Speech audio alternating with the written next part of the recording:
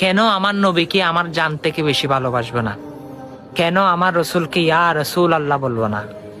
কেন আমার রসুলকে দাঁড়িয়ে সালাতু সালাম আমি দেব না? হাসরের ময়দানে যখন আপনি হিসাবের জন্য উলঙ্গ অবস্থায় দাঁড়িয়ে থাকবেন, তখন দুনিয়াতে সাপোর্ট করা নেতা আপনার পাশে দাঁড়াবে না। তখন তুমি দুনিয়াতে আইডল মনে করা সেই ব্যক্তি আপনার পাশে দাঁড়াবে না।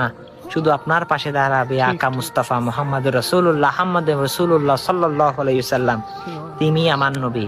হ্যাঁ, তিনি আমার সাফাইয়াতের জন্য আল্লাহর দরবারে ইয়া হাবলি উম্মতি উম্মতি করবে। তাকে তো আমি ইয়া রাসূলুল্লাহ বলবো। সে ইয়া রাসূলুল্লাহ বলতে বলতে যদি জানো চলে যায়, আলহামদুলিল্লাহ, সেটাতে আমি খুশি। হ্যাঁ, চলুন না ভাই, আমার রসুলের ভালোবাসেন, আমার রসুলের হাদিস বাণী এগুলো মানুষের কাছে পৌঁছে দিন। সেই রসুলের সুন্নত অনুযায়ী চলার চেষ্টা করুন। হাসরের ময়দানে সেই রসুল আপনাকে দেখবেন, তিনি হাত ধরে আপনাকে জান্নাতের মধ্যে টেনে টেনে নিয়ে যাচ্ছে। আল্লাহু আকবার। সেটা আমার রসুল। আর আল্লাহ ঘোষণা দিয়েছেন 10টা পৃথিবীর সমান একটি জান্নাত আমি উম্মতে মুহাম্মাদির জন্য বাজেট করে দিয়েছি। আল্লাহু আকবার। আপনি তো শুনেছেন। এই বার্তাটা না হয় সকল মানুষকে দিয়ে জান্নাতের কথাটা সকলকে খুশি করে দেন। আমিন।